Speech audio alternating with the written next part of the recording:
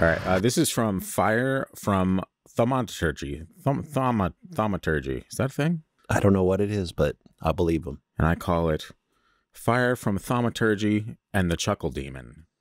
Ooh. Yeah. That's a nice little... No, I'm just kidding. It's not a funny story. Anyway, I was 9. My dad left me alone for the first time to go to work. It was storming really bad, so I was already a little afraid. The storm got worse and the power to my house went out.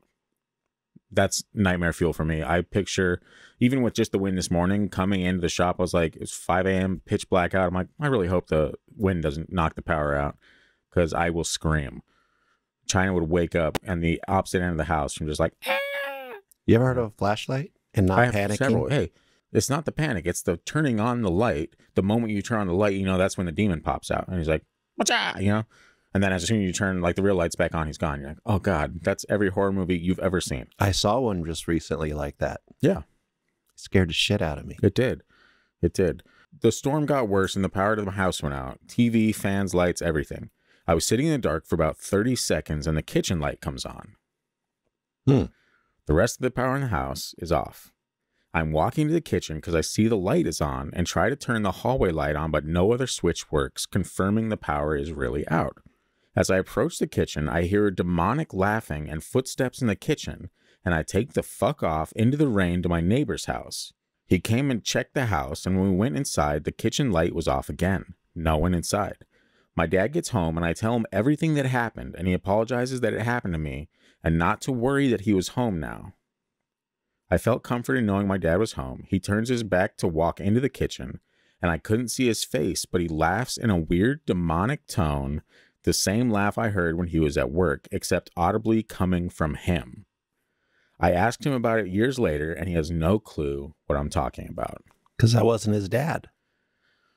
Oh, see, I had 2 for that. I had 2. Like, I could see it being the evil, like, laughter coming and, like, just terrifying this kid, right? From then on out, whenever I was around my dad, I'm like, okay, is this my dad? Or is this the evil laughter demon? Yeah. You know, but the other... Chuckle demon. The Chuckle Demon, as I lovingly named it. But even on top of that, if this was like somehow the dad playing a prank and like it was actually the dad in the kitchen and he just made that laughter or whatever and terrified the son, like the point was like, oh, it's okay, I'm home now. And then just to get like one more out of him as he's walking away, he does the evil demon laugh. It feels like this guy is telling a Gen X story because that's how we were treated. Yeah. Everything was hilarious. That would be hilarious though. Like if I did this, like something like that. And then like years later, my son's like, did you? And then I just kept it going. I'm like, what are you talking about? No, that's like the ultimate long play. You're like, he's never going to know, and he's probably going to need therapy. He's definitely going to need therapy. Yeah. But if not the dad, then what is that? Like what? It's like the light in the kitchen kind of lured him in a little bit. Like almost like, oh, the light's on. I should head over there. I mean, I'm not an electrician, but it seems impossible for the power to go out in a whole house and only come on in one room. That is definitely not normal. And then adding on top of the not normal of that, you have the evil demonic laughter. Yeah.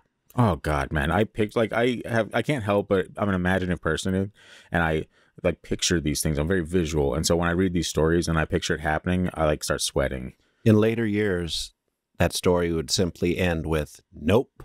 Yeah. For me personally, like anytime anything weird happened, if I was in my bedroom, I'd look out back.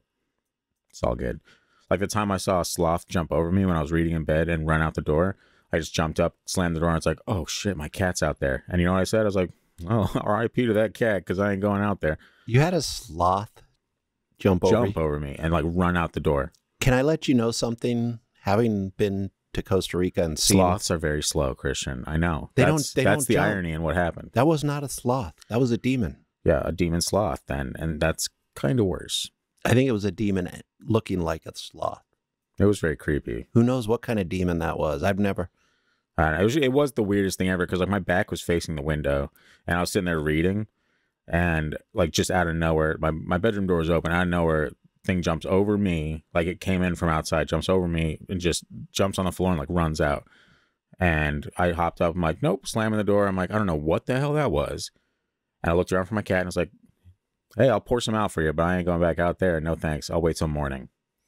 That's why you love cats, because you're like, well, if you survive, you survive. You're a cat. Yeah. And they think no less of me. They're like, I would have done the exact same thing to you. Except I would have eaten your eyeballs. Yeah.